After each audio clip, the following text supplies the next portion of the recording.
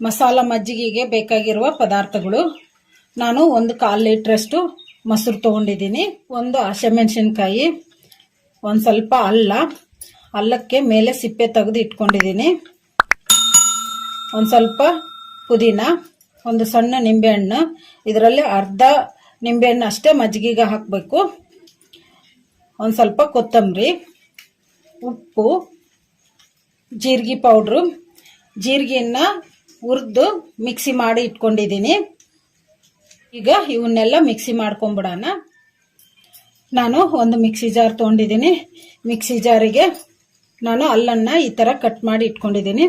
ಈಗ ಇದನ್ನು ಹಾಕೋಣ.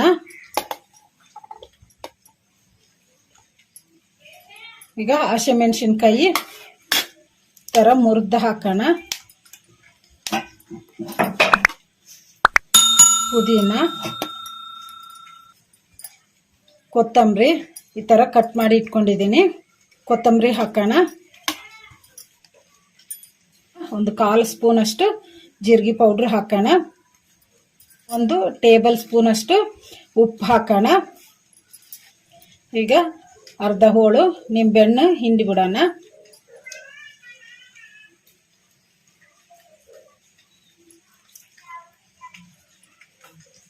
ಈಗ ನಿಂಬೆಹಣ್ಣು ಹಿಂಡ್ಕೊಂಡಿದ್ದೀವಲ್ಲ, ನಿಂಬೆಹಣ್ಣಿಗೆ ಬೀಜ ತೆಗೆದು ನಾನು ನಿಂಬೆಹಣ್ಣು ಹಿಂಡ್ಕೊಂಡಿದ್ದೀನಿ. ಈಗ ಮಿಕ್ಸಿ ಮಾಡ್ಕೊಂಡ್ಬಿಡೋಣ. ಒಂದು ಸ್ವಲ್ಪ ನೀರು ಹಾಕಿ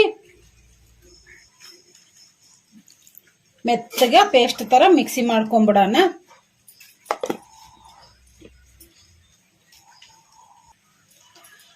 ನಾವು ಮಿಕ್ಸಿ ಮಾಡ್ಕೊಂಡಿವಲ್ಲ, ಮಿಕ್ಸಿ ಜಾರ್ ಮುಚ್ಚಳ ತೆಗೆದು ನೋಡೋಣ.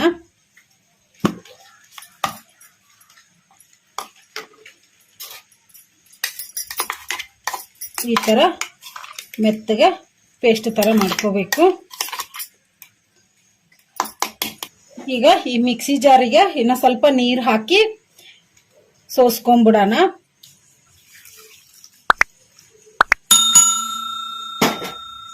ಈಗ ಇದನ್ನ ಇನ್ನೊಂದು ಪಾತ್ರೆಗೆ ಸೋಸ್ಕೊಂಡ್ಬಿಡೋಣ.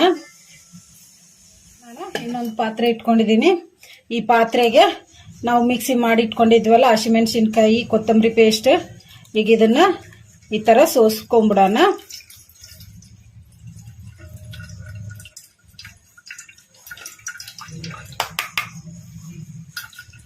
ಇದು ಹಾಗೆ ಹಸಿಮೆಣಸಿನಕಾಯಿ, ಕೊತ್ತಂಬರಿ ಹಾಗೇನೆ ತರಿಯಾಗಿದ್ರೆ ಮಕ್ಕಳಂತೂ ಮಜ್ಜಿಗೆ ಕುಡಿಯಲ್ಲ.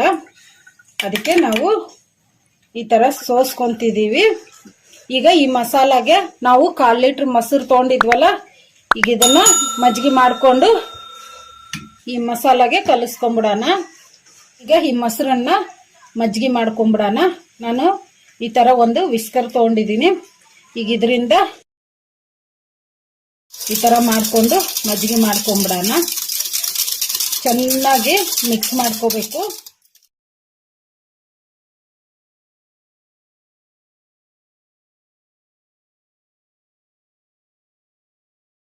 ಮೊಸರು ಗಡ್ಡೆ ತರ ಇರ್ಲಾರ್ದಂಗೆ ಆಗಿದೆ ಅಲ್ಲ, ಈಗ ಇದಕ್ಕೆ ನೀರು ಹಾಕೊಂಡ್ಬಿಡೋಣ ಒಂದ್ ಸ್ವಲ್ಪ.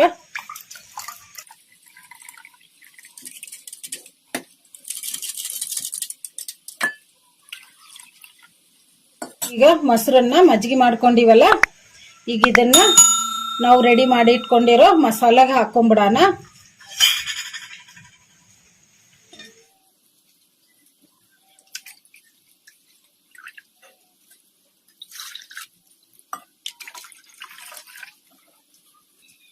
ಈಗ ಮಸಾಲಾಗೆ ಮಜ್ಜಿಗೆ ಹಾಕೊಂಡ್ಬಿಟ್ಟಿವಲ್ಲ,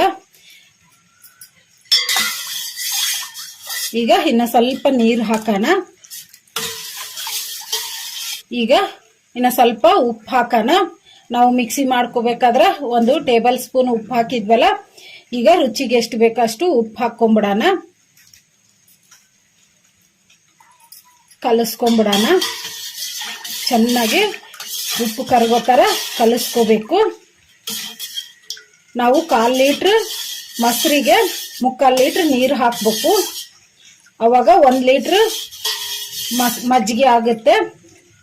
ಈಗ ರೆಡಿ ಆಗಿದೆ ಅಲ್ಲ ಮಸಾಲ ಮಜ್ಜಿಗೆ. ಮಸಾಲ ಮಜ್ಜಿಗೆಗೆ ಉಪ್ಪು ಏನನ್ನ ಕಡಿಮೆ ಬಿದ್ದರೆ ಟೇಸ್ಟ್ ನೋಡಿಕೊಂಡು ನೀವು ಮತ್ತೆ ಇನ್ನೂ ಸ್ವಲ್ಪ ಹಾಕ್ಕೋಬೋದು. ಈಗ ರೆಡಿ ಆಗಿದೆ ಮಸಾಲ ಮಜ್ಜಿಗೆ. ಇದನ್ನು ಬಿಸಿಲುಗಾಲ ಮಾಡ್ಕೊಂಡು ಕುಡಿದ್ರೆ ತುಂಬ ಟೇಸ್ಟಿಯಾಗಿರುತ್ತೆ ಮತ್ತು ಹೊಟ್ಟೆಗೆ ತಣ್ಣಗೂ ಅನಿಸುತ್ತೆ. ನೀವು ಟ್ರೈ ಮಾಡಿ. ಮತ್ತು ಮಕ್ಕಳಂತೂ ಇನ್ನೂ ಇಷ್ಟಪಟ್ಟು ಕುಡಿತಾರೆ ಮಜ್ಜಿಗೆ, ಮಸಾಲ ಮಜ್ಜಿಗೆ.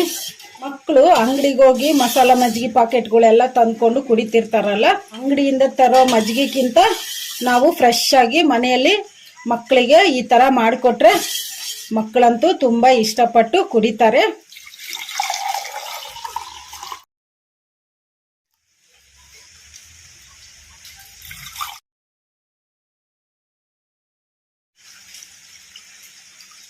ಈಗ ರೆಡಿಯಾಗಿದೆ ಮಸಾಲ ಮಜ್ಜಿಗೆ. ಈ ಮಜ್ಜಿಗೆನ ಬಿಸಿಲುಗಾಲ ಮಾಡಿಕೊಂಡ್ರೆ ತುಂಬ ಟೇಸ್ಟಿಯಾಗಿರುತ್ತೆ. ಮನೆಯಲ್ಲಿ ಎಲ್ಲರೂ ಇಷ್ಟಪಡ್ತಾರೆ.